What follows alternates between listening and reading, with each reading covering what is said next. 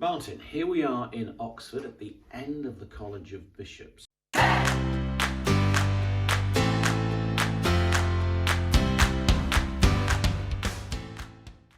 Let's talk about the reading, which is Matthew 20, 1 to 16, the parable of the labourers in the vineyard. So what's this all about? So I'm not sure what you thought about. Okay. It's an interesting one that I see through the centuries has divided opinion, and certainly post-Reformation divided opinion, because there's this tension between reward and grace. And so you get a Protestant interpretation which emphasizes the grace, and it's all about grace, and then the Catholic interpretation is really challenged because they want to say something about reward.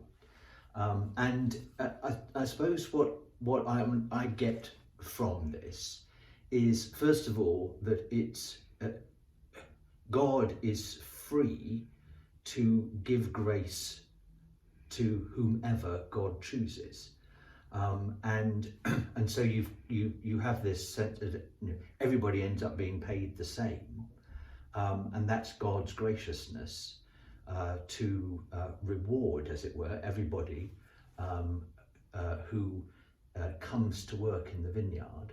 Everybody the same, however they've come. So it ties in, I think, with today we're doing this on St. Matthew's Day. It ties in with that little scene at the call of St. Matthew. So after Matthew's called, they have dinner, which is presumably in his house. So it's an interesting thing where Jesus says, "Follow me," and Jesus walks to Matthew's house. Follow me to a free supper at Matthew's. That's right. Try and work that one out. But Jesus, and gathered there are tax collectors and sinners, and Jesus says, "I've come to call not the righteous but the sinners." And I learned this about mercy, not sacrifice, and you get this sense that this parable is an illustration of Jesus showing God's grace, because this is a parable of the kingdom, God's grace to those who are sinners, the ones who come late, the ones who come last. I mean, there are some oddities in the story. Which landowner would actually, or vineyard owner would go and try and hire labourers, when there's only an hour or two left, because it's a sunrise to sunset day, and the sum 1 denarii is apparently a labourer's wage, a usual labourer's wage, and 1 denarius, I should say, usual labourer's wage. And somewhere I read that the expectation was that a labourer would receive 200 denarii a year, and but a denarius would buy a few loaves of bread. You'd need 3 or 4 denarii to be able to buy a bag of flour. So it's very meagre wage indeed. That they're actually getting there. So, what do you make of this?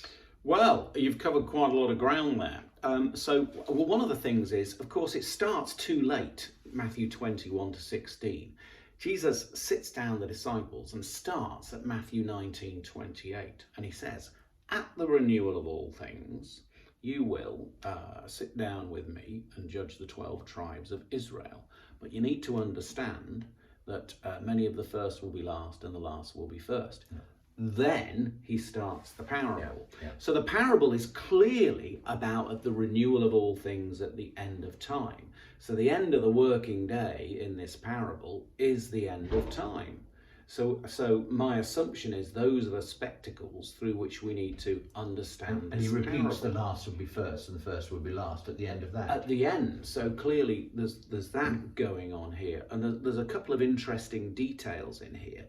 You mentioned about it starts off with this landowner who, as you say, at 6 a.m., at 9 a.m., at midday, at 3 p.m., and then at 5 p.m. keeps hiring people. And he's called a landowner in the NRSV, but right in the middle, at verse 8, he's called the Lord of the Vineyard.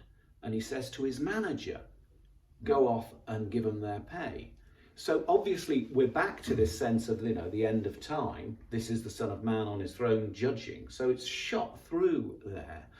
And this very delegation is very Matthean, isn't it? Because, if you look at Matthew 13, the wheat and the tares, or the fish being sorted out, that's delegated to the angels again. So it kind of like smacks of something pretty authentic to Matthew here. Quite what that's about, I don't know. But the issue is partly this issue, as you say, I think, about the sovereign freedom of God, but also the generosity of God. Some people talk about, well, a denarius is not very much. It is nevertheless enough for you to ensure that you keep a roof over your head and bread on your table. Well, it's exactly their daily bread. Yeah. So what we are what God is ensuring here is that everybody gets that. But if you look at it at the end of time, there's something here about the fact that if you were agreed with the 6 a.m. right through, but I think we are to imagine actually perhaps that we're all the 5 p.m. people.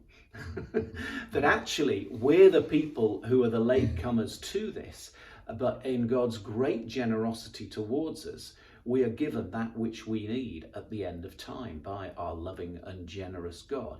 And therefore, there's something here about how we don't have an attitude of earning.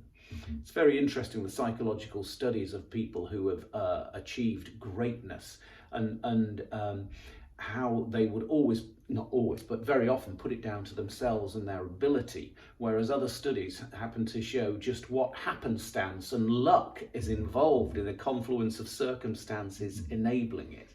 Well, this parable seems to me to suggest whatever you do, don't have the attitude of earning. Yes, it involves effort. We've got to put ourselves into the area where we can be hired. But actually, the primary mover here is God's generosity towards us.